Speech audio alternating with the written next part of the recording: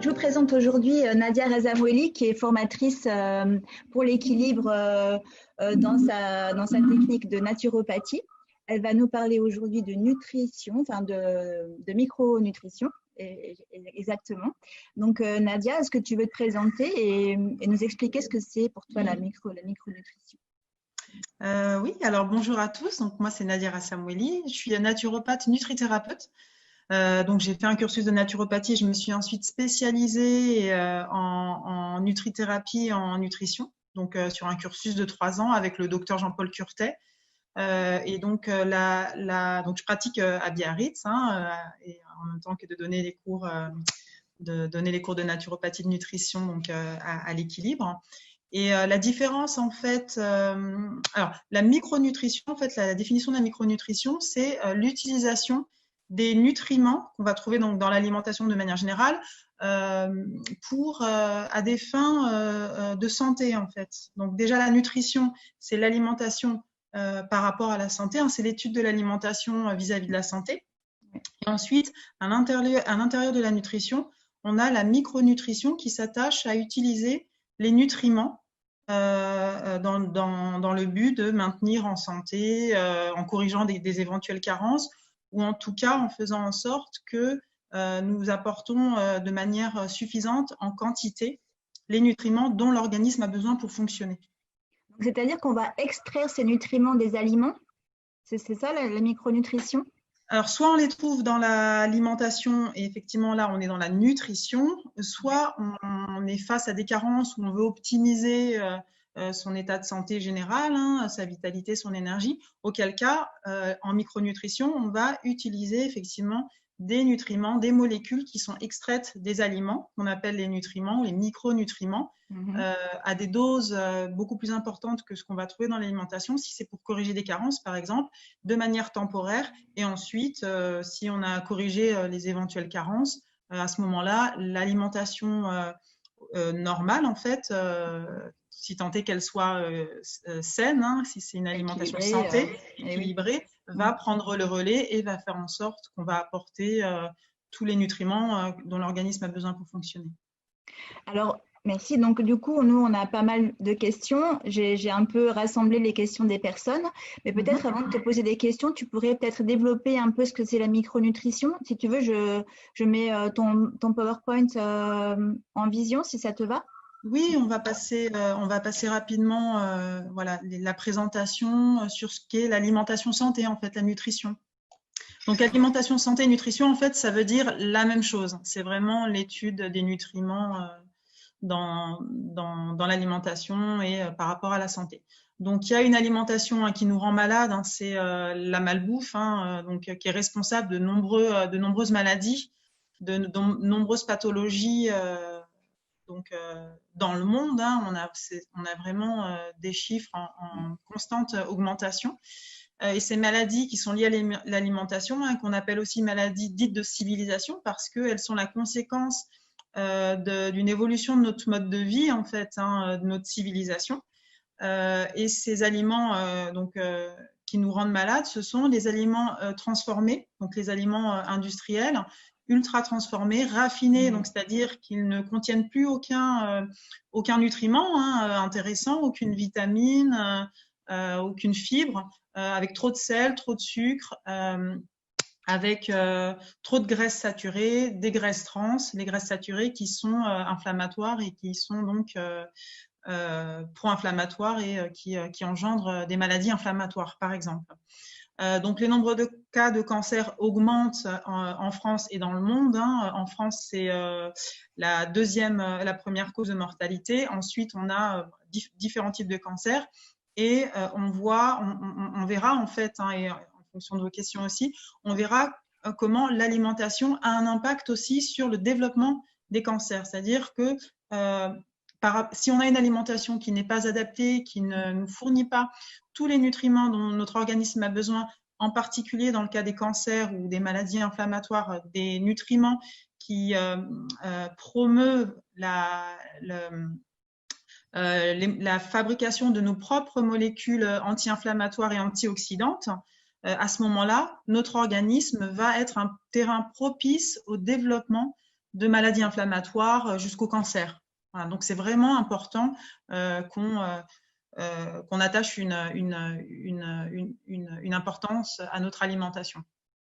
Donc ça, c'est des chiffres qu'on peut retrouver un peu partout par rapport à l'importance, le nombre de cancers grandissant en France, le nombre de maladies chroniques aussi qui augmente dans le monde. Donc là, c'est passé en deuxième cause de mortalité dans le monde. On est à 40 millions en fait de décès liés aux maladies chroniques non transmissibles. Donc tout ce qui est lié, voilà, diabète, obésité, les maladies cardiovasculaires, qui sont la résultante aussi d'hygiène alimentaire inadaptée. Voilà.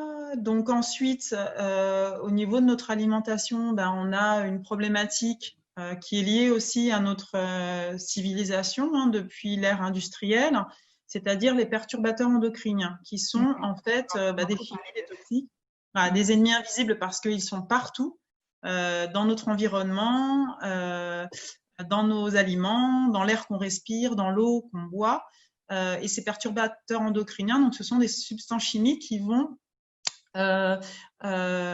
se comporter comme nos propres hormones. Et si elles se comportent comme nos propres hormones, elles vont essayer d'interagir avec nos récepteurs, les récepteurs de nos cellules qui sont sensibles aux hormones pour fonctionner, et remplacer nos hormones et bloquer du coup le reste des processus qui doit découler de cette interaction entre nos cellules et les hormones.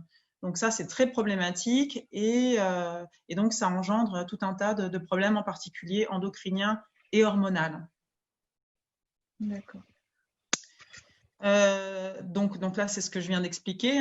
Donc ça, c'est un schéma qui explique un petit peu comment interviennent en fait les perturbateurs endocriniens dans notre organisme. Et normalement, donc on va voir où est-ce qu'on les trouve, et on les trouve un peu partout. Donc ça va être au niveau de notre alimentation. Alors là, en particulier, ça va être dans toute notre alimentation, les légumes, les fruits, les céréales. À partir du moment où ce n'est pas cultivé en agriculture biologique, puisque l'agriculture biologique interdit l'utilisation des pesticides. Donc là, c'est vraiment la majeure partie des pesticides que nous allons ingérer en fait dans notre organisme. Donc, ce sont des perturbateurs endocriniens. Ensuite, on a les bisphénols, les phtalates. Donc le bisphénol, ce sont des matières qu'on va retrouver en revêtement dans nos ustensiles de cuisine, par exemple, qu'on trouvait dans les biberons avant que ça soit interdit. Les phtalates, donc, on va trouver dans tous les plastiques, les films alimentaires plastiques, les contenants en plastique. Ensuite, dioxine et PCB, donc ça, ce sont aussi des toxiques qu'on va plutôt retrouver dans les produits alimentaires vivants, donc le lait, les produits laitiers, viande, etc.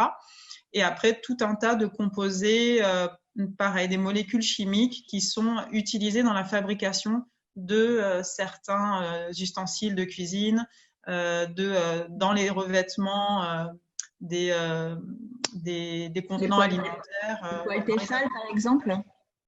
Pardon ? Les poêles en téflon, par exemple. Voilà, les poêles en téflon, par exemple. Tout ce qui est revêtement anti-adhésif, en fait, c'est des composés chimiques, en fait. Voilà. Et donc là, on voit à peu près, on les trouve vraiment partout, dans la voiture. Et on sent en plus ces odeurs-là, surtout dans le neuf.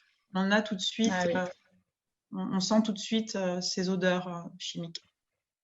Donc les conséquences, on a vu, c'est vraiment, alors surtout au niveau donc du système endocrinien et hormonal, puisque ce sont des perturbateurs endocriniens, et donc les conséquences en termes de maladies, ça va être des maladies liées au système endocrinaux et hormonal. Donc au niveau de la fertilité, au niveau de la thyroïde, au niveau du métabolisme aussi, donc, puisque le métabolisme est lié au fonctionnement de nos hormones, l'insuline en particulier, dans le cas du diabète ou de l'obésité, et puis voilà, tout un tas de maladies et de cancers. Trop méchant, quoi. Bon. Voilà. Donc là, c'est un peu, on voit que ça touche tout un tas d'organes et de glandes.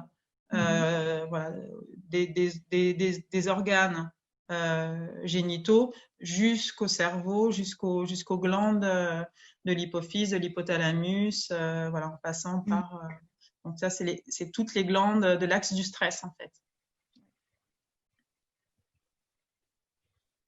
Et le plus gros impact, et là où l'OMS a beaucoup fait de communication là-dessus, c'est sur le développement du fœtus, du nourrisson et de l'enfant, mais en particulier lors de la grossesse où la femme enceinte peut transmettre en fait tous ces perturbateurs endocriniens au fœtus qui risquent fortement d'avoir des gros problèmes de développement en fait.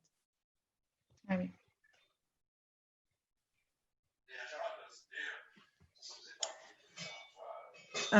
Donc les métaux lourds qui sont aussi des perturbateurs endocriniens. Et donc ça, pareil, les métaux lourds, on va les trouver dans de nombreux dans l'environnement en fait. Hein, donc c'est une source de danger donc au niveau pour l'environnement, mais aussi pour nous puisque on vit dans l'environnement. Et donc les métaux lourds, alors on va les trouver surtout aux alentours des zones industrielles, mais effectivement on va les retrouver aussi dans la terre, dans les aliments qu'on va manger issus cultivés sur ces terres-là, et dans l'eau aussi, voilà. Dans l'eau et dans l'air. Et donc ça va avoir le même impact effectivement que les métaux lourds, que les perturbateurs endocriniens. Les métaux lourds, en fait, eux, vont se stocker dans nos glandes. Dans nos glandes et vont être stockés aussi dans nos cellules adipeuses, nos cellules graisseuses. Et perturber le fonctionnement de nos cellules également. Donc, c'est vraiment un enjeu de santé publique hein, parce que il s'agit de l'environnement dans lequel on vit et le développement des industries qui vont polluer notre air, qui vont polluer nos terres, puisque au final, les maladies hein, que l'on va développer et contracter par rapport à cette pollution environnementale, finalement, on est sur des maladies chroniques sur de la longue durée, en fait, hein, traitées sur de la longue durée. Donc, ça a un coût pour notre système de santé, hein, pour la sécurité sociale, alors qu'il faudrait plutôt voir en amont à utiliser des ressources, des finances pour faire en sorte d'éviter le plus possible ces polluants dans l'environnement et développer plutôt des industries vertes qui polluent le moins possible et qui répondent à nos besoins plutôt que de nous intoxiquer et au final creuser le trou de la sécu parce que tout le monde se retrouve avec des maladies inflammatoires chroniques de longue durée. Et ce n'est pas forcément les maladies comme le cancer ou les maladies graves, j'ai envie de dire, mais on a aussi une explosion des allergies et des intolérances, que ce soit chez les enfants ou chez les adultes, qui est handicapant pour beaucoup au quotidien. Et donc, ça aussi, c'est aussi des maladies chroniques qui sont peut-être un petit peu moins impactantes, mais en tout cas, sur le quotidien de la vie des personnes qui sont touchées, ça a quand même son importance. Est-ce que tu penses que les maladies auto-immunes sont aussi provoquées par ce genre de perturbateurs? Oui, tout à fait, parce que pour les maladies auto-immunes, ce qui rentre surtout en jeu, c'est donc le terrain inflammatoire et, comme dans beaucoup de maladies, l'inflammation et la désintégration, j'ai envie de dire, de la muqueuse intestinale. Et ça, c'est lié typiquement à l'alimentation non adaptée et aussi aux perturbateurs endocriniens. Les perturbateurs endocriniens ont aussi un effet, les métaux lourds ont aussi un effet sur notre microbiote, en fait, sur notre flore intestinale. Et du coup, indirectement, ça va permettre le développement justement ou le déclenchement de ces maladies auto-immunes. D'accord. Alors. Donc la nutrithérapie, en fait, c'est un outil qu'on appelle donc thérapie orthomoléculaire et c'est l'étude des nutriments par rapport au fonctionnement de l'organisme. C'est-à-dire que chaque fonction de l'organisme utilise les nutriments pour, voilà, pour se mettre en activité, hein, en action, qu'on appelle des cofacteurs. En fait, il y a tout un tas de processus biochimiques et métaboliques qui se mettent en place grâce à des cofacteurs qui sont les nutriments, comme par exemple le zinc, le magnésium, etc., qu'on va utiliser. Et la nutrithérapie, c'est vraiment l'étude de ces systèmes-là, avec quels nutriments ils fonctionnent. Et quand une personne arrive avec un système en défaut, on va justement soupçonner que ce système en défaut n'a pas tous les nutriments dont il a besoin pour fonctionner. Ou alors, il est endommagé et on va utiliser donc la micronutrition, hein, à des dosages thérapeutiques. Donc, les micronutriments en complémentation temporaire, hein, c'est toujours pour réparer de manière temporaire et ensuite, c'est l'hygiène de vie et l'alimentation qui prend le relais pour maintenir et rendre durable ce nouvel état, hein, réparé. Donc, la nutrithérapie, c'est ça, c'est vraiment corriger les carences, hein, les déficits nutritionnels. On est donc avant tout aussi dans l'éducation à l'alimentation santé, hein, anti-inflammatoire et antioxydante, hein, puisque le but, c'est de repérer nos erreurs, qu'est-ce qu'on a fait de pas adapter pour notre organisme et comment on peut faire ensuite, après avoir été réparé grâce à la micronutrition, comment faire ensuite que l'état de santé perdure. Voilà. Et on va rééquilibrer, restaurer donc toutes les fonctions de l'organisme grâce à l'utilisation ciblée et thérapeutique des nutriments. Et tout ça, la nutrithérapie se base vraiment sur des études scientifiques de recherche sur la nutrition. C'est-à-dire qu'on va utiliser toutes ces recherches, hein, qui sont de plus en plus nombreuses, hein, depuis une quinzaine d'années.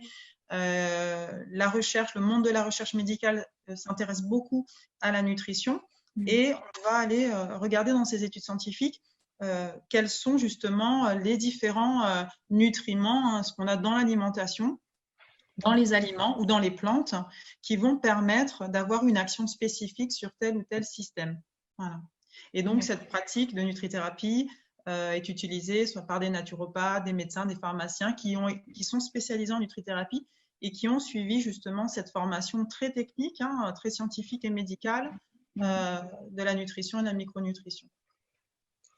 D'accord. Donc ensuite, on a l'épigénétique. Alors l'épigénétique, c'est aussi un domaine assez récent. Enfin, bon, ça fait 20 ans qu'on en parle, mais on en parle de plus en plus. Et c'est surtout qu'on s'aperçoit effectivement de plus en plus de cette situation. C'est l'influence qu'a notre alimentation, notre hygiène de vie et notre environnement sur l'expression de nos gènes, en fait. On a donc tous un génome, hein, qui se trouve dans notre ADN.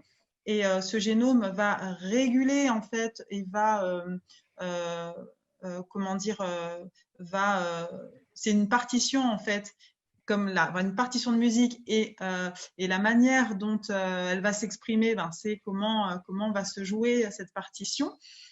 Et donc, les gènes vont déterminer la manière dont on va produire telle et telle protéine, tel et tel enzyme dans notre organisme et comment notre organisme va réagir en fonction de l'environnement, en fait. L'épigénétique, explique que par rapport à notre environnement et par rapport à notre mode de vie et notre hygiène de vie, on peut faire en sorte que certains gènes s'expriment ou pas. Donc, si c'est des gènes liés à des maladies, on peut faire en sorte que ces gènes ne s'expriment pas avec un terrain approprié.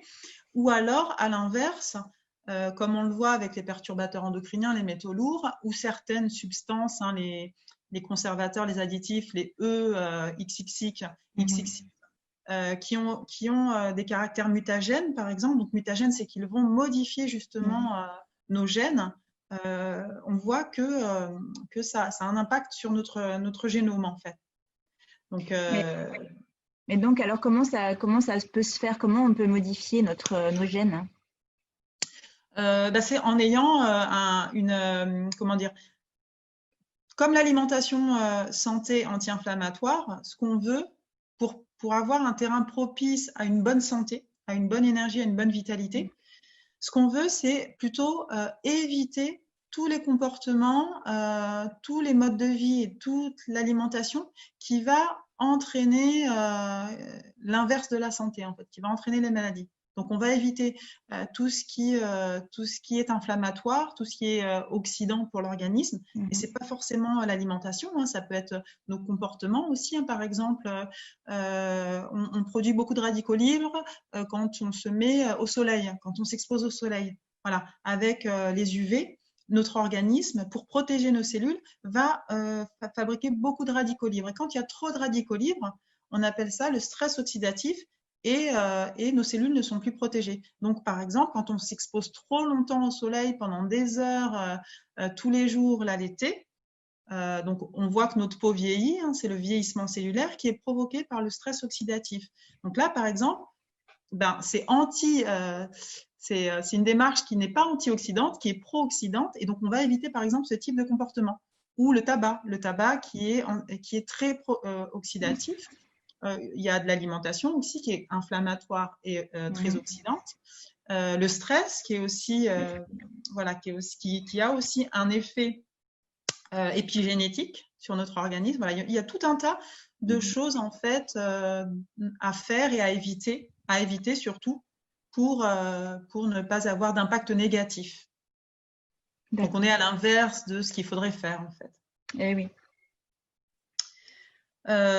Donc, alimentation, santé, longévité, ben là, je viens un petit peu d'en parler. Hein. Ce qu'on veut aussi, c'est prévenir les maladies, ralentir le vieillissement. Alors, le vieillissement, c'est quoi? C'est ce que je viens d'expliquer. C'est quand nos cellules, quand on perd nos cellules, quand on a de moins en moins de cellules et qu'elles sont détruites, hein, et ça se voit par exemple avec la peau, quand on a beaucoup de rides, ben on va manquer de collagène, donc c'est déjà un effet visible du vieillissement, mais pas que, on a aussi le vieillissement à l'intérieur de nos cellules.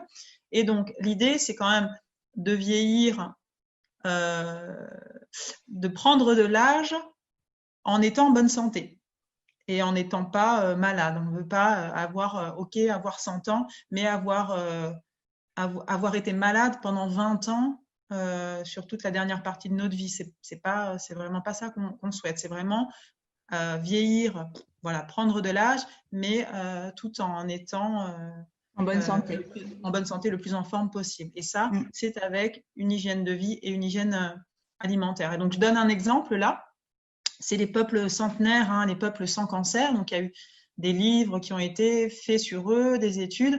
D'ailleurs, l'étude principale hein, qui les a étudiés, ces peuples centenaires, a identifié comme zone bleue. Alors, rien à voir, la couleur, en fait, c'est que sur les documents, ça c'est la petite anecdote, sur les documents de travail, ils avaient colorié en bleu, sur les documents de travail scientifiques, ils avaient colorié en bleu ces zones, et puis du coup, ils les ont appelées les zones bleues. Mais il n'y a pas d'autres raisons, en fait, à ce nom. Et en fait, c'est des endroits dans le monde où la population, où il y a la plus grande concentration de centenaires en pourcentage de la population, très âgée et surtout en bonne santé. Voilà, c'est centenaire, mais en bonne santé. Et on a trouvé quelques similitudes un petit peu dans leur hygiène de vie et leur alimentation. Et ces quelques points de similitude, c'est que leur alimentation, déjà, c'est une alimentation assez frugale et surtout la particularité, c'est que c'est une alimentation qui n'est pas transformée en fait. Enfin, pas ultra transformée, c'est-à-dire qu'on part de produits bruts, c'est pas une alimentation industrielle. C'est une alimentation à partir de produits bruts et naturels en fait. Ensuite, ils font des activités physiques jusqu'à un âge avancé, hein, jusqu'à leur mort, j'ai envie de dire. Ils développent un bon état d'esprit parce qu'ils vivent en communauté, ils ont un bon relationnel, hein, et donc ils ne sont pas isolés. Et donc le fait de ne pas être isolé développe des bonnes hormones, à l'inverse du stress, voilà, qui peut être lié à l'isolement par exemple. Donc moins de stress, ils entretiennent des bonnes hormones parce qu'ils entretiennent des relations sociales et affectives régulières, et ils font de l'activité physique et voilà, ils sont heureux, ils font des activités physiques et ils mangent de manière naturelle, on va dire. Oui. comparé à l'industriel. Donc ça, c'est un petit peu l'endroit où ils se trouvent dans le monde, hein, ils ne sont pas forcément à côté. Et on voit que leur régime, il est principalement végétarien, dans le sens où c'est plutôt à l'inverse de nous, même si la tendance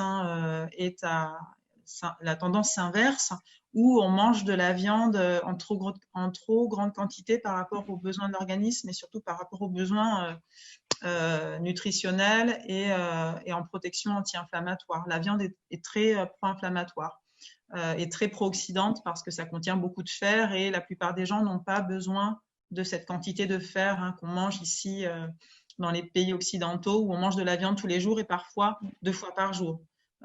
C'est pas du tout le cas dans ces zones-là. Ils en mangent, mais de manière plutôt exceptionnelle et puis ils vont plutôt manger du poisson. Voilà. D'accord. Et beaucoup de légumes. Donc, pour prévenir les maladies, déjà, il y a donc d'autre part, on a vu qu'il n'y avait pas que ça, mais déjà, il y a ce point essentiel de l'alimentation. Et en nutrithérapie, effectivement, on découvre les pouvoirs guérisseurs en fait des nutriments et des aliments.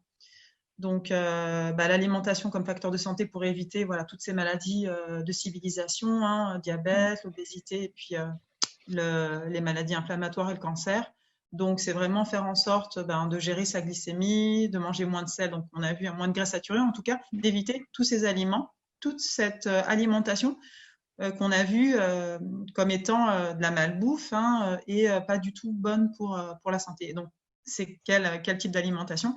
Voilà, c'est une alimentation où il n'y aura pas d'aliments transformés, ultra transformés, pas d'aliments raffinés, pas trop de sel, pas trop de graisses saturées, donc ça c'est les graisses animales, une alimentation qui promeut une bonne flore intestinale, parce que la flore intestinale c'est un peu le nerf de la guerre, c'est vraiment là où tout se joue au niveau immunitaire et au niveau assimilation des nutriments. Et pas que, il y a encore beaucoup de choses sur le… Oui, tu parlais tout à l'heure du microbiote, c'est vraiment très important. Et on dit aussi que c'est le deuxième cerveau, donc il a beaucoup d'influence. Oui, la fonction du microbiote est essentielle en fait dans la santé. Donc réduire les viandes et puis consommer aussi ces aliments qui ont été étudiés comme ayant des propriétés très protectrices, anti-inflammatoires, antioxydantes sur l'organisme. Donc, on a le curcuma avec les curcuminoïdes, la cannelle, les polyphénols qui sont donc des molécules qu'on trouve dans les légumes, dans les fruits et les légumes, et qui, entre autres, par exemple, promeut une bonne flore intestinale. Les polyphénols ils ont un effet prébiotique qui vont permettre le bon développement des bactéries de la flore intestinale. Dans tous les légumes et les fruits ou certains seulement? Alors, tous les fruits et légumes contiennent des polyphénols et après, certains vont en contenir plus que d'autres. En particulier ceux qui sont très colorés, voilà. Oui. Donc les fruits rouges, les poivrons, on a donc le brocoli qui contient beaucoup de substances, en tout cas de polyphénols, de substances, de molécules protectrices, même anti-cancer. Le thé vert qui est un puissant, on a le GCC qui est très très antioxydant, donc c'est un principal antioxydant dans l'alimentation, et même le cacao. Donc je dis, les gens sont là, je mange du chocolat noir, c'est du 85%, je ne devrais pas en manger, mais je les rassure, je dis si, en nutrithérapie, pour nous, ça fait partie des aliments santé qui sont bénéfiques pour la santé, très riches en polyphénols et donc obligatoires. Prescription 4 carrés de chocolat noir à 85%, mais pas moins, ou en tout cas en dessous de 70%, il n'y a pas d'intérêt, c'est trop sucré et la quantité n'est pas significative. Et puis après, il y a tout ce qui est activité physique, bon sommeil, et puis on va corriger donc les statuts nutritionnels. Si on définit que la personne a des systèmes en défaut et donc elle va être en carence et qui peuvent aussi s'identifier sur les bilans sanguins, sur certains bilans sanguins, on va faire en sorte justement de corriger son statut nutritionnel. On le voit, maintenant ça se fait de plus en plus avec la vitamine D. Donc moi, je demande systématiquement aux personnes pour le prochain bilan, bon, même si c'est payant hein, dans certains cas, sauf pour les maladies chroniques et inflammatoires. Mais au moins, voilà, c'est un prédicteur de santé immunitaire, etc. La vitamine D, donc je la fais doser. Et là, on a, par exemple, on sort de l'hiver, mais tout le monde prend l'habitude aussi de se complémenter en vitamine D. C'est mieux de faire le bilan pour savoir à combien on doit voilà, corriger. Et puis tous les antioxydants, les anti-inflammatoires, hein, donc tout ça qui sont naturels, hein, qu'on trouve dans l'alimentation.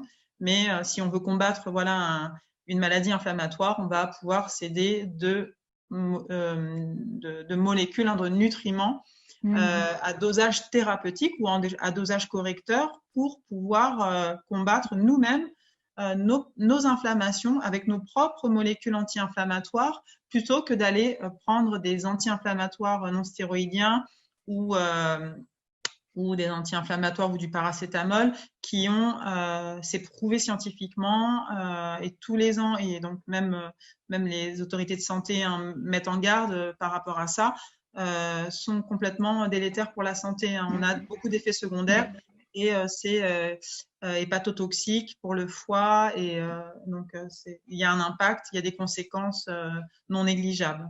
Donc autant faire en sorte qu'on apporte nous-mêmes nos propres molécules, on fabrique nous-mêmes nos propres molécules anti-inflammatoires. Tout à fait. Donc, bon, il y a cet indice hein, qui vaut ce qu'il vaut, c'est assez récent, mais c'est pour identifier un petit peu le degré anti-inflammatoire d'un type d'alimentation. En gros, c'est vraiment une alimentation anti-inflammatoire, c'est vraiment une alimentation qui va faire en sorte qu'on évite les aliments qui vont être pro-inflammatoires, hein, comme la viande par exemple, et une alimentation qui est antioxydante et une alimentation qui va apporter des aliments, des nutriments qui nous permettent de fabriquer nos propres molécules anti-inflammatoires comme le curcuma, les oméga 3, voilà, les polyphénols par exemple. Et donc, plus on va avoir cette alimentation-là, riche en ces nutriments-là et dépourvue des autres aliments qui, eux, entretiennent l'inflammation, et plus notre alimentation va avoir un indice anti-inflammatoire élevé, qui est associé à un risque de décès diminué. Oui. Donc ça, c'est l'intérêt des oméga 3, hein, leur côté donc en nutrithérapie, hein, on voit qu'ils ont des effets voilà, antithrombotiques, antiarythmiques. Hein. C'est aussi un fluidifiant sanguin hein, donc, qui permet voilà, de favoriser une bonne fluidification sanguine. C'est aussi un composant de nos cellules en fait, donc au niveau des membranes cellulaires. Et donc, si on a suffisamment d'oméga 3 comparé aux oméga 6, on va avoir des membranes cellulaires suffisamment fluides et qui vont permettre un meilleur échange intercellulaire. Donc, les multivitamines, hein, donc là, on est dans la micronutrition. En fait, hein, il y a une étude hein, qui est très, très vieille, hein, mais bon, ça avait déjà fait, donc à l'époque, on a eu les résultats. Hein, c'est l'étude Suvimax. Donc, là, il y a l'étude de l'INRA, mais qui détermine donc les apports nutritionnels nécessaires au quotidien. Ils ont été revus à la hausse. Pourquoi? Parce que, en fait, en une génération, la qualité nutritionnelle des aliments s'est très fortement abaissée hein, du fait de la pauvreté des sols, hein, puisqu'on a eu toute l'industrie, l'agriculture intensive. Et donc, au final, par rapport aux besoins, on est de plus en plus carencé et donc on a des besoins augmentés en fait. Et donc, l'importance des multivitamines, en fait, de la prise de multivitamines pour justement compenser régulièrement pour compenser ces apports-là. Alors après, depuis quelques années, on a quand même un mode de culture hein, qui permet de récupérer cette variété au niveau densité nutritionnelle de nos sols, c'est la permaculture.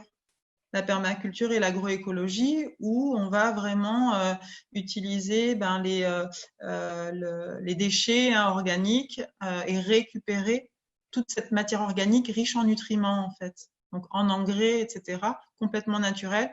Et au fur et à mesure, on va renourrir nos sols. Donc, bon, ça prend un certain temps, mais voilà, au fur et à mesure. Puis même, j'ai vu sur Internet, il y avait, on proposait des boîtes biodégradables en guise de cercueil. Donc, ce qui voulait dire que finalement, ben, même notre corps pouvait bénéficier à la terre avec nos Ah oui, puisqu'on est composé d'acides aminés, voilà, d'oligo-éléments qui peuvent bénéficier à la terre et réenrichir la terre en fait. Voilà. Ah bah, c'est sûr. Une idée pour. Oui, oui, ça peut être quelque chose qu'on met dans nos dernières volontés d'avoir un cercueil Voilà, biodégradable. c'est notre contribution, voilà, à la renaturation de l'environnement et des sols. Et alors, je ne sais pas si tu vas l'aborder, mais je sais qu'en fait, il y a vraiment des façons de cuire. La cuisson est importante au niveau des températures pour ne pas perdre justement ces vitamines. Est-ce que tu peux en Tout parler à ou tu fait. vas en parler peut-être après, je ne sais pas. Ouais. Non, bon, on peut en parler maintenant. Effectivement, la température, certaines vitamines sont très sensibles à la chaleur, en fait. Donc, c'est le cas de la vitamine C, c'est le cas de certaines vitamines B, etc. Donc, c'est vrai qu'avec la cuisson et avec la température, on va perdre un certain nombre de vitamines. On va perdre des enzymes aussi. Donc, une alimentation santé, c'est pas forcément que des légumes, ça va être aussi le plus de cru possible, justement pour bénéficier de ces vitamines qui sont, elles, sensibles à la chaleur et dont on ne peut bénéficier que quand on mange cru, en fait. Donc, après, manger cru n'est pas forcément abordable pour tout le monde, puisque pour digérer les fibres et digérer les sucres, en fait, donc les fibres, c'est-à-dire que la cuisson va prédigérer, elle va modifier déjà la structure des fibres. Il faut qu'on ait suffisamment de bactéries qui digèrent ces fibres dans la flore intestinale. Et si on a une flore intestinale appauvrie, qui ne contient pas suffisamment de ces fibres-là, qui digèrent les fibres, on risque de ballonner en fait en mangeant trop de cru. Donc il faut le faire progressivement, vraiment introduire progressivement ainsi, si on n'est pas. Et ce faisant, on va justement augmenter la densité et la richesse et la variété de notre flore intestinale. Voilà, c'est de cette manière-là. Voilà. Mais alors du coup, combien maximum de température à combien il faudrait cuire pour garder les nutriments? Alors, on arrive à préserver une bonne partie des vitamines, enfin, en tout cas, à pas en perdre la totalité, c'est plutôt ça, jusqu'à 70 degrés, jusqu'à 70, 100 degrés. Voilà. Au-delà de 100 degrés, on peut considérer qu'on n'a plus de vitamines. On a des minéraux, on a des polyphénols, les polyphénols ne sont pas sensibles à la température, mais on a des fibres, mais on aura peut-être moins de vitamines. En tout cas, pour la vitamine C, on aura la vitamine K, par exemple, qui est aussi un peu sensible à la chaleur, il me semble. Mais voilà. Ok. Donc ça, c'est l'étude Suivimax qui définit que l'apport supplémentaire en vitamines sous forme de suppléments permet quand même de faire reculer la mortalité de 37% et de baisser les cancers de 30%. Ça, c'est une vieille étude, donc c'est une méta-étude, puisque une cohorte, parce que ça correspond au suivi de plus de 12 000 sujets, donc c'est quand même une très, très grosse étude. Et donc, elle a bien défini quelles vitamines étaient nécessaires pour prévenir les cancers, pour réduire les risques de maladies cardiovasculaires, pour améliorer le système immunitaire et une meilleure résistance aux infections et limiter le stress oxydatif et le vieillissement cellulaire. Donc là, c'est vraiment tout ça, ça a été objectivé par cette grande étude en fait. D'accord. Donc, comment on choisit son complexe de multivitamines et minéraux? Là, pareil, ça a son intérêt. Quitte à prendre des multivitamines et minéraux, autant que ça soit efficace, parce que ça a un certain coût quand même. C'est plus cher que les fruits et légumes. Donc, bien les choisir. C'est-à-dire qu'il faut que nutritionnellement, en dosage, ça soit suffisant. Voilà, donc ça soit bien dosé. Ensuite, on évite qu'il y ait du fer et du cuivre, parce que le fer et le cuivre sont connus pour être pro-oxydants. Donc, quand c'est apporté en médicament ou en supplément. Quand c'est dans l'alimentation, c'est à dosage nutritionnel, sauf quand on mange trop de viande ou là, ben, on a trop de fer dans le sang. Hein, donc, ça, on le vérifie aussi. Et puis, il ne faudrait pas qu'il y ait de manganèse ou trop de calcium. En fait, le calcium, on va respecter les ratios calcium, phosphore, calcium, magnésium, par exemple. Donc, ou alors si on donne du calcium, ben, on s'assure qu'on a suffisamment de magnésium pour pas qu'on ait des calcifications dans l'organisme, par exemple. Et le manganèse, il en faut, mais pas en trop grande quantité. Donc, si on en trouve dans les compléments alimentaires, on peut être à risque d'en avoir en trop grosse quantité. Et là, ça serait pas intéressant. Mais on peut prendre du manganèse dans certains cas, pour les allergies, par exemple. Et après, ben, l'idée, c'est que, OK, on prend des multivitamines et minéraux pour recharger notre organisme, mais l'idée, c'est pas de le réintoxiquer d'autre part avec des excipients, des additifs, des conservateurs que certains laboratoires, pour des raisons de coût, hein, de profit, vont rajouter, alors qu'il n'y a aucun intérêt en fait nutritionnel à avoir ces excipients-là. Donc, bien choisir aussi son laboratoire de compléments alimentaires. Et du coup, toi, tu as le droit de dire quel laboratoire serait mieux qu'un autre ou pas? Ah oui, oui, ben, oui, tout à fait. Hein. Alors, je les connais pas tous, mais en tout cas, voilà, puis je peux pas tous les connaître. Hein. Donc, ils sont pas tous parfaits, mais en tout cas, voilà, si je me fie au dosage, si je me fie au fait qu'il n'y ait pas de fer ni cuivre, qu'il y ait le moins d'excipients possible, parce qu'il y en a toujours un petit peu, hein, du stéarate de magnésium, par exemple, c'est presque inoffensif, mais quand même, il y a quand même des inconvénients et il y en a quasiment partout. Mais par exemple, donc là, il y a Bionutrix, que j'aime bien, Biophénix, qui est un laboratoire où c'est uniquement d'extraction végétale, on n'est pas du tout dans du synthétique et du chimique. Donc, Biophénix.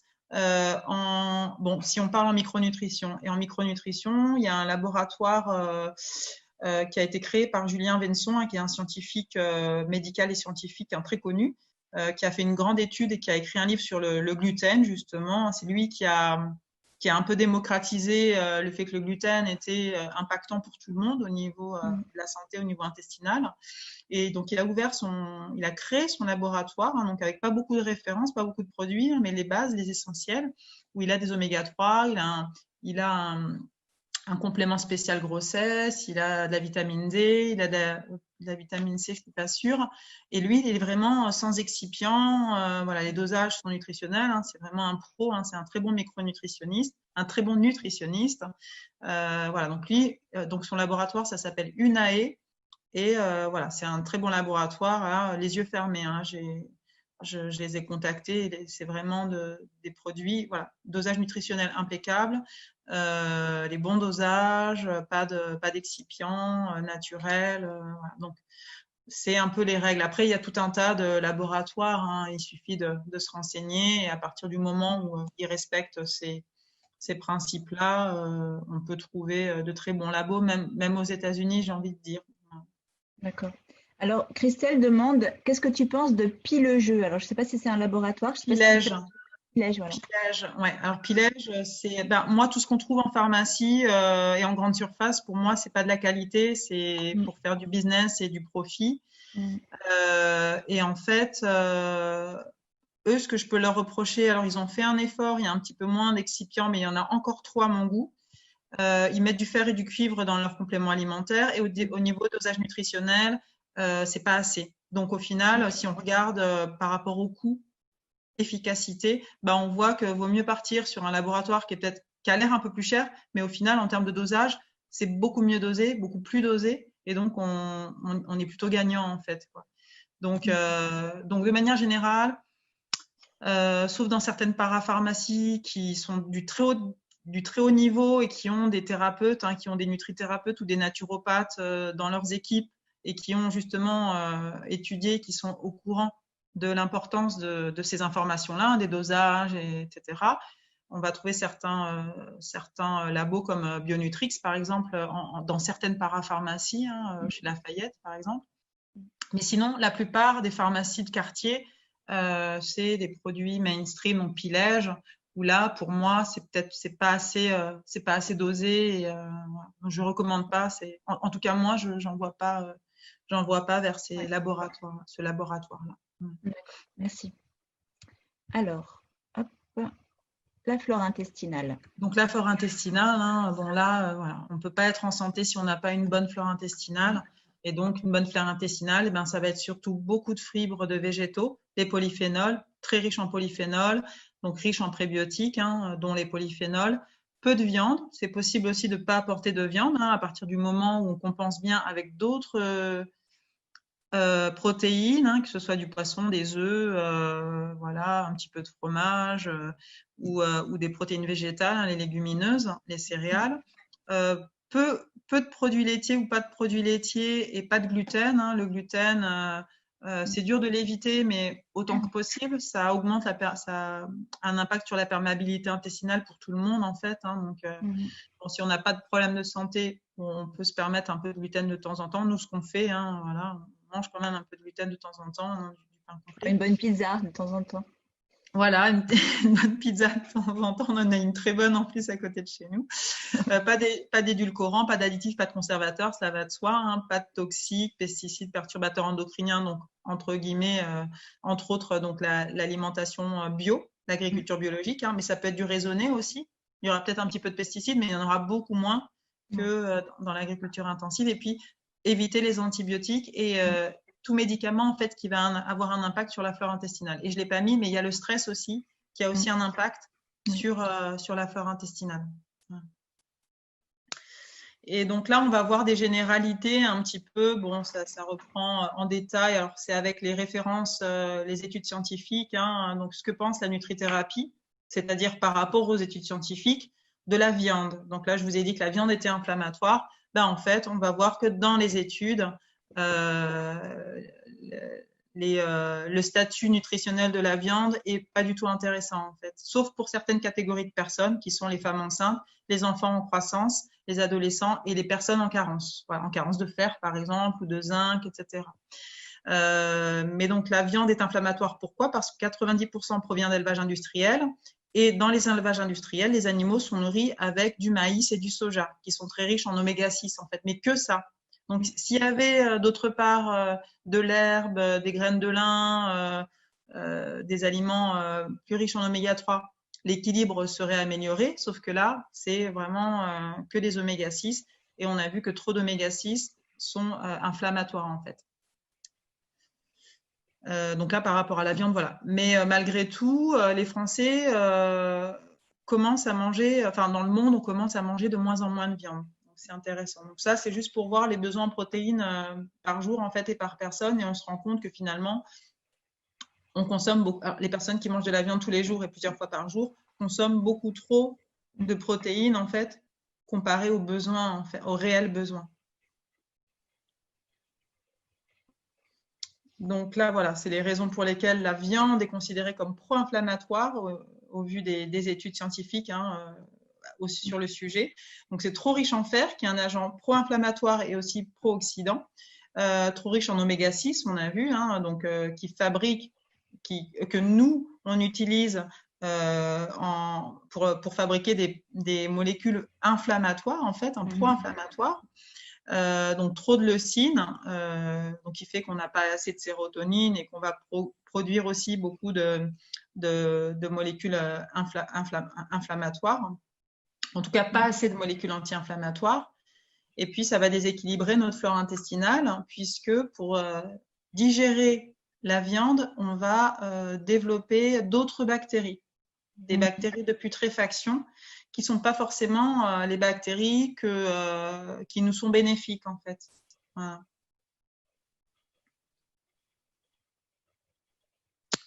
Bon, bah là, c'est pour expliquer comment la viande altère notre flore intestinale, hein, donc par le développement d'autres bactéries et de micro-organismes.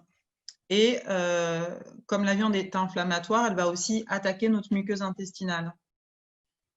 Donc, on fait le lien, du coup, entre une flore intestinale déséquilibrée avec une sphère inflammatoire et dans la survenue des maladies comme le surpoids, le diabète, les maladies cardiovasculaires et la dépression, autisme, hyperactivité, troubles psychiques. Donc là, on est sur tout le lien entre le cerveau, l'intestin et le cerveau. Ouais. Et puis après, si on n'a pas suffisamment de bonnes bactéries, hein, puisque ça représente aussi, la flore intestinale représente 70% de nos systèmes immunitaires, ce sont des bactéries protectrices. Si on n'en a pas assez, eh ben, les bactéries pathogènes ou les virus ont libre champ pour se développer et puis et contaminer notre organisme, en fait, si on n'a pas une bonne flore intestinale. Ok. Donc voilà, ça c'est d'autres dangers pour la santé de la viande. Donc quand c'est cramé, on a des molécules qui sont mutagènes, qui sont cancérigènes en fait. Quand la viande est trop cramée, grillée, le grillé de la viande, là c'est très très mauvais pour la santé. Et puis voilà, on a des perturbateurs endocriniens aussi dans les graisses de l'animal et excès d'acide urique, c'est ce que je disais. Certaines personnes mangent trop de viande par rapport aux besoins et quand il y a trop de viande, c'est les reins qui vont se charger d'éliminer ces excès de viande qui ne seront pas utilisés par l'organisme. Et du coup, on peut avoir des excès justement d'acide urique, de résidus des traitements de ces protéines dans l'organisme. Donc, tous les prochains barbecues, les gens vont penser à toi, je pense. Ah ben oui. Et puis là, du coup, oui, la question ensuite, c'est bon, si je mange plus de viande, après, moi, au cabinet, je reçois vraiment, la plupart des gens ont diminué leur consommation de viande. C'est une démarche aussi qu'on fait, mais je la remplace par des protéines végétales, par exemple. On a vu qu'il fallait absolument, on a des besoins quand même, on a des besoins en acides aminés, il faut remplacer ces protéines. Et donc, on va les trouver dans les légumineuses, dans les céréales ou dans des graines ou dans la spiruline. La spiruline, c'est un aliment qui est très riche en protéines, qui est plus riche que la viande en protéines pour 100 grammes. Bon, on ne prend jamais 100 grammes de protéines, mais voilà, pour 100 grammes, on a 57 grammes de protéines. C'est presque plus que dans la viande. C'est beaucoup plus que dans la viande. Donc, et même avec la spiruline, moi, je ne le recommande pas souvent parce qu'il y a des risques aussi d'excès d'acide urique. Comme c'est tellement riche en protéines, mais parfois, si on en prend trop, on ne fait pas attention et on peut risquer aussi, même si on est végétarien, bon, peut-être pas si on est végétarien, mais si on mange de la viande de temps en temps, du poisson, plus de la spiruline, on peut être à risque d'excès d'acide urique. Donc, c'est pour dire que c'est vraiment très riche en acides aminés. Voilà. Et les œufs, voilà, qui sont intéressants. Donc, oui, alors, si tant est qu'on modifie la flore intestinale, puisqu'une flore intestinale de putréfaction ou une flore intestinale qui, justement, est habituée à digérer beaucoup de viande, de protéines animales, enfin de viande, de tissus animaux, ces bactéries-là spécifiquement, et on ne les a pas chez les végétariens du coup, ces bactéries-là spécifiquement vont à partir de la choline, donc qui est un acide aminé qu'on trouve dans les œufs par exemple, fabriquer la TMAO, c'est une molécule aussi très inflammatoire, donc qui est associée à des risques d'accidents cardiovasculaires. Et donc, avant de se mettre à consommer, tout d'un coup, je mange plus de viande et je mange que des œufs, on va faire en sorte de changer d'abord sa flore intestinale avant de consommer des œufs tous les jours. Parce que sinon, on risque, si notre flore elle est encore trop riche de ces bactéries je sais pas comment on dit, mais qui digèrent la viande, et là, voilà, on a plus de risques de fabriquer de la TMAO. Donc, alors, il y a une croyance par rapport aux œufs. On dit qu'il ne faut pas en manger beaucoup parce que c'est des problèmes hépatiques. Après, si on en mange trop, on peut en manger tous les jours des œufs si on est végétarien. Oui, il n'y a pas de souci. Les œufs, on peut en manger tous les jours. Il n'y a aucun souci. En fait, on est sur des idées reçues, mais nutritionnellement, il y a tout ce qu'il faut, surtout si on est végétarien, il n'y a pas de souci. D'accord.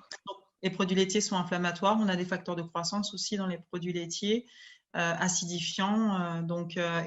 Alors, les produits de la mer, là, on peut les consommer. On va juste faire attention à ceux qui sont les plus gros parce qu'ils sont bourrés de métaux lourds, comme le thon avec l'arsenic, le saumon avec le mercure. Donc, on va prendre les plus petits et puis on ne va pas non plus en consommer tous les jours parce que, pour l'instant, nos eaux sont polluées. On n'a pas encore inventé de filtres nettoyants pour les océans, donc c'est aussi quelque chose qu'on veut éviter, les métaux lourds dans les produits de la mer. Dans les produits laitiers, tu inclus la vache, la chèvre, la brebis, tout dans le même sac ou Non, tous les produits laitiers, mais en particulier le lait et les yaourts, en fait. Voilà. D'accord. Après, du fromage de temps en temps, pourquoi pas, mais c'est tout ce qui est facteur de croissance qu'on va trouver dans les produits laitiers animaux, bah, y compris le lait maternel, hein, mais bon, on ne boit pas de lait maternel, hein, nous, en tant qu'adultes. Mais tout ce qui va faire que ça va faire croître un être vivant. Donc, ce qu'on a dans le produit laitier, hein, c'est fait pour le lait. Ça va, pour nous qui n'en avons pas besoin, ces facteurs de croissance vont être inflammatoires pour nous ou voilà, avoir un impact sur nos cellules. Donc, et puis après, il y a tout ce qui est lactose et caséine qui, pareil, ne sont pas forcément reconnus. En tout cas, on n'a pas pour le lactose l'enzyme qui va permettre de bien la digérer. On a quand on est enfant, mais qu'on n'a plus une fois qu'on est plus nourri au lait maternel, en fait. Donc, oui. Donc là, voilà. Donc les produits laitiers, justement, le problème du lactose, de l'intolérance au lactose, donc qui est de plus en plus, on la trouve de plus en plus. Hein. Moi, la plupart des gens qui me consultent, il n'y en a pas beaucoup qui consomment des produits laitiers tous les jours en quantité, hein, justement pour ces raisons-là, en fait. Sinon, c'est bon, en goût, on est tellement habitué, on est tellement que pour certains, alors moi j'en fais pas partie, mais ça m'écœure, mais pour certains, si on pouvait en boire tous les jours et en consommer tous les jours sans problème digestif, certains seraient très heureux. Mais et après, voilà, donc comme je disais, les facteurs de croissance et la caséine, donc pareil, qui est une protéine du lait et qui aurait un effet prolifératif pour les cellules cancéreuses de la prostate, par exemple. C'est pour ça pour les hommes, on évite de leur faire consommer des produits laitiers. Voilà, puis après, voilà, donc tout ça, c'est, alors j'ai pas mis les études en lien, mais voilà, tout ça, c'est des études qui ont démontré que tout ce qu'il y avait en fait dans les produits laitiers, enfin pas tout, parce qu'il y a des tas de nutriments, il y a des tas de molécules, mais en tout cas, par exemple là, on a l'albumine qui est aussi une protéine qui va avoir un effet sur certaines maladies, par exemple, maladies immunitaires, auto-immunes, ou au niveau du côlon irritable ou de la maladie de Crohn, donc maladie inflammatoire de l'intestin chronique. Je crois qu'on a une... Comment? On reçoit bien? Ah oui, non, oui, ça a coupé un petit peu.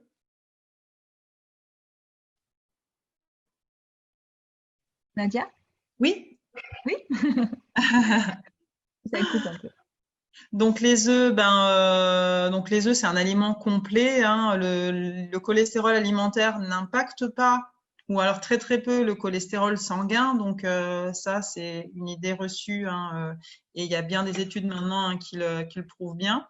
Et puis ensuite, on a vraiment tout un tas de nutriments dans l'œuf, macro et micro, très intéressants en fait. Donc il y a en particulier si la poule est élevée en plein air, qu'elle est nourrie pas que avec des graines de maïs, mais avec des graines de lin, des oméga 3. Et là, on est vraiment on a un réel intérêt à consommer des œufs.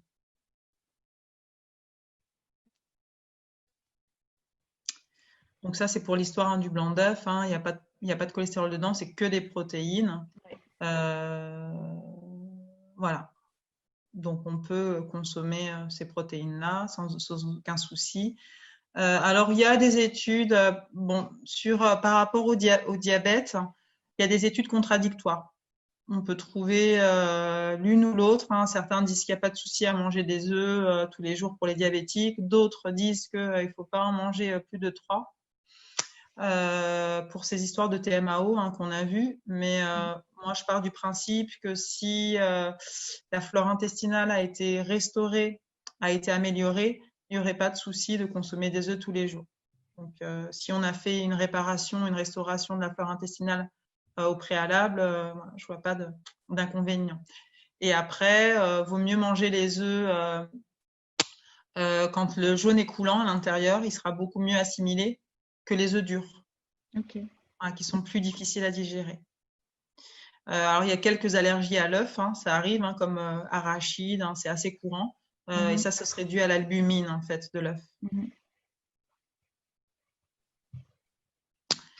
Donc ça, c'est ce qu'on a vu par rapport à la TMAO au niveau, mais ça, c'est au niveau de la flore intestinale. Donc si on change l'état de la flore intestinale au niveau des bactéries qui s'y trouvent, il n'y aurait pas de problème à consommer régulièrement des œufs. D'accord. Bon, là, il y a l'histoire du cholestérol. Le cholestérol, il est essentiel. On en a besoin. Donc, il n'y a aucune raison de faire baisser le cholestérol. Au contraire, s'il n'y a pas assez de cholestérol, eh ben, on ne va pas fabriquer suffisamment de certaines hormones, des hormones sexuelles et des hormones stéroïdiennes. Elles font partie de la composition de nos membranes cellulaires. Donc, on en a besoin dans nos tissus conjonctifs. Elles nous permettent de fabriquer la vitamine D. Et on a vu que la vitamine D, elle avait un rôle prépondérant dans la prévention des maladies au niveau inflammatoire, au niveau immunitaire. Donc, il nous faut du cholestérol. Et effectivement, on va faire en sorte d'avoir un bon équilibre. C'est-à-dire qu'il faut surtout beaucoup de HDL, il faut du LDL en quantité, mais il en faut. Et il y a quelques maladies où on va produire trop de cholestérol, qui sont en général des maladies héréditaires, enfin génétiques plutôt, mais c'est très rare. Ça va toucher peut-être moins de 10% de la population. Enfin, c'est très rare. Voilà. Et ensuite, en nutrithérapie, donc ça a été prouvé par des milliers d'études. Et en études contradictoires, il y en a vraiment très très peu.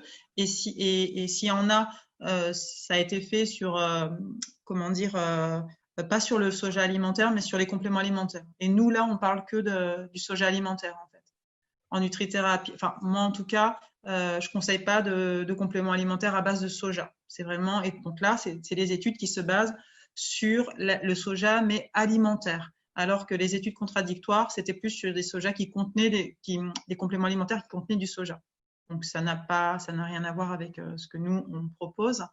Et donc, par contre, donc, ces études en faveur du soja alimentaire ont démontré des effets protecteurs des isoflavones du soja et donc des effets anti-inflammatoires, anti-angiogènes, donc anti-proliférateurs, enfin anti-promoteurs de la prolifération des cellules tumorales, anti-invasifs, pareil, anti-métastatique, donc en gros anti-cancer, vraiment inhibiteur des facteurs de croissance et pro-apoptotiques qui vont permettre d'éliminer justement ces cellules anormales plus rapidement.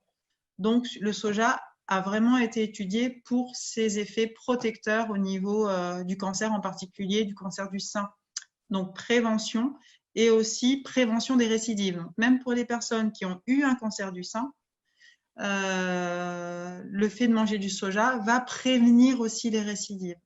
Donc sous forme alimentaire et plutôt, alors le soja alimentaire, c'est uniquement le soja bio, non OGM. Et ensuite, pour bénéficier vraiment des effets protecteurs, on va prendre la forme lactofermentée. Tout ce qui est lactofermenté, de toute manière, soja ou pas, même les légumes et les légumes, vont avoir un effet beaucoup plus bénéfique et un effet développé, en fait, au niveau des propriétés bénéfiques. Donc ça, on va le trouver sûrement dans les magasins bio. On ne peut pas trouver ça ailleurs, je pense. Non, parce qu'on trouve des produits à base de soja en supermarché, mais ce n'est pas du bio, même s'ils disent que c'est non OGM. Bon, voilà. C'est de l'industriel, donc vaut mieux pas faire confiance, en fait, à l'industriel de supermarché. D'accord. Donc ça c'est des... Voilà. Donc prévention cancer du sein, ça on l'a vu. Alors le problème du gluten, ça c'est pareil. Le gluten, c'est une protéine qui existe naturellement en fait dans le blé et dans certaines céréales, sauf que avec l'industrialisation, donc ça c'est notre ère, voilà, notre génération. Avec l'industrialisation, ils ont trouvé le moyen de développer la quantité de gluten et de pouvoir l'incorporer directement dans les blés. Donc, on a une modification des blés qui contiennent beaucoup plus de gluten qu'avant. C'est pas du tout naturel, c'est pas du tout physiologique pour la plante, et qu'on a utilisé aussi en plus rajouté en plus dans les produits de panification, les céréales, etc. Donc là, on a un changement de nos céréales qui contiennent beaucoup trop de gluten et c'est pas du tout physiologique. Et donc, ça a développé des inflammations au niveau intestinal pour les personnes. Et donc ça, c'est dû à une protéine du gluten en particulier, la gliadine, qui augmente une protéine qui, elle, augmente la perméabilité intestinale. C'est une protéine inflammatoire. Et ça, c'est un processus qui se passe chez tout le monde, en fait. Sauf que chez certaines personnes, par exemple, moi, j'ai un système immunitaire, enfin, j'ai suffisamment de molécules anti-inflammatoires. Hein. Je prends jamais d'anti-inflammatoires. Je crois que je sais même plus quand est-ce que j'en ai pris la dernière fois. Ça devait être il y a 20 ans, 25 ans. Et donc, mon organisme se répare facilement. Il produit facilement de molécules anti-inflammatoires. Donc, si moi je mange du gluten, je vais augmenter ma production de zonuline, cette protéine inflammatoire. Mais comme derrière, j'ai mon artillerie anti-inflammatoire qui fonctionne bien, bah du coup, j'ai pas les conséquences. Ça n'impacte pas trop ma perméabilité intestinale, voilà, mon statut inflammatoire. Mais pour certaines personnes qui auraient déjà dès le départ un terrain fragile, inflammatoire, parce que par exemple, ça arrive souvent, ils sont nés par césarienne et puis ils n'ont pas été allaités, et donc ils ont déjà une flore intestinale appauvrie dès le départ. Et avec le temps, si derrière, ils ont une alimentation industrielle et des comportements pro-inflammatoires, pour eux, la consommation de gluten peut avoir un effet direct en fait. Ils n'ont pas assez de ressources anti-inflammatoires pour réparer leur perméabilité intestinale. Mais tout ça, ça se corrige. On peut corriger en complément alimentaire et ensuite en changeant son hygiène alimentaire et son mode de vie. Voilà, c'est la bonne nouvelle. Oui, c'est bien qu'on puisse corriger, c'est super. Ouais. Donc ça, c'est l'effet. Hein. C'est un schéma pour montrer effectivement comment ça se passe quand on a des molécules de gluten qui arrivent là en haut à gauche sur les récepteurs. Les récepteurs, la CXCR3, qui signalent OK, c'est bon, on peut fabriquer, je vais fabriquer de la zonuline parce que j'ai reçu de la gliadine. Et la zonuline, elle, s'active en 3 pour ouvrir les jonctions serrées. Là, c'est les cellules de l'intestin, les entérocytes, et qui vont du coup faire passer voilà, des allergènes, des molécules, des macronutriments qui n'auront pas été digérés, tout un tas de choses. D'accord, voilà. C'est un peu plus complexe. Donc ça, voilà, c'est pour expliquer un peu la perméabilité intestinale, le schéma qu'on vient de voir.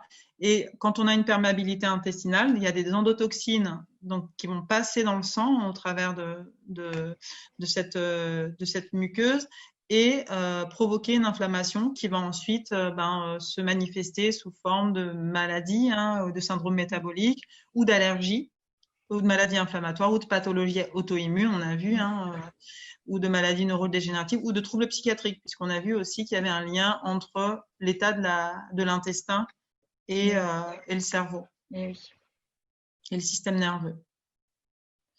Donc là, pareil, c'est un autre schéma qui explique un petit peu le fonctionnement. À gauche, en bleu et vert, on a l'état normal, on va dire, avec des bonnes villosités au-dessus sur les cellules de la muqueuse. Et à droite, on voit que les cellules, elles n'ont plus du tout de villosité sur le dessus. Elles sont complètement désintégrées. Et entre chaque cellule, il y a des espaces, en fait, qui vont laisser passer les toxines, etc., les allergènes, etc. Donc, les symptômes, principaux, ça va être surtout au niveau du digestif, des ballonnements, des troubles du transit, des flatulences, voilà. Et après, on a des maladies spécifiques qui sont liées à l'allergie au gluten et qui sont des maladies auto-immunes qui vont vraiment détruire progressivement toute la paroi d'intestin grêle. Et la résultante, c'est qu'on va mal absorber les nutriments puisque c'est cette muqueuse intestinale, c'est au niveau de l'intestin grêle donc qu'on va absorber les nutriments. Et si cette muqueuse, elle est complètement altérée, on n'aura pas une bonne assimilation des nutriments. Et derrière, si on a une carence, puisqu'on n'assimile pas les nutriments, on a des carences et on va développer tout un tas de symptômes de fatigue qui vont être liés à les carences en fait. Donc des douleurs, des troubles, amaigrissement, des fatigues, tout un tas de symptômes qui peuvent être améliorés quand on retire le gluten.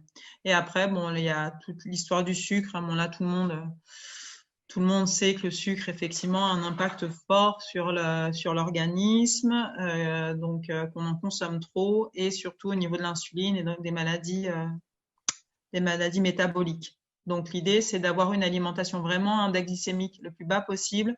On évite le sucre, on évite les produits raffinés, où il n'y a plus du tout de nutriments et de fibres. Et donc, on va s'orienter sur du semi-complet ou du complet. Et puis, on va remplacer le sucre par les sucres naturels, en fait, donc comme les fruits, ou voilà, des sucres non raffinés. Mais l'idée, c'est d'en consommer le moins possible quand même. Oui. Et puis, le café, voilà, on peut trouver des études qui sont favorables au café, en fait. On y trouve a priori des polyphénols aussi, des antioxydants, mais les risques sont plus importants que les bénéfices à la consommation de café. Donc, nous, on a plutôt tendance à conseiller de diminuer la consommation de café, alors que le thé, quand on regarde les études, il y a beaucoup plus d'études favorables à la consommation du thé, qui est, comme je l'ai dit, très riche en antioxydants. Donc, même si c'est une substance excitante qu'on va éviter dans certains cas, dans certaines pathologies, il y a toujours intérêt à boire du thé vert plutôt que du café ou de la chicorée, qui est riche qui a un effet prébiotique, donc qui est favorable à la flore intestinale. Donc, la chicorée en salade ou en boisson, c'est intéressant. Merci beaucoup pour toutes ces informations, Nadia. Merci, bonne soirée tout le monde. Merci, À bientôt. au revoir, Nadia.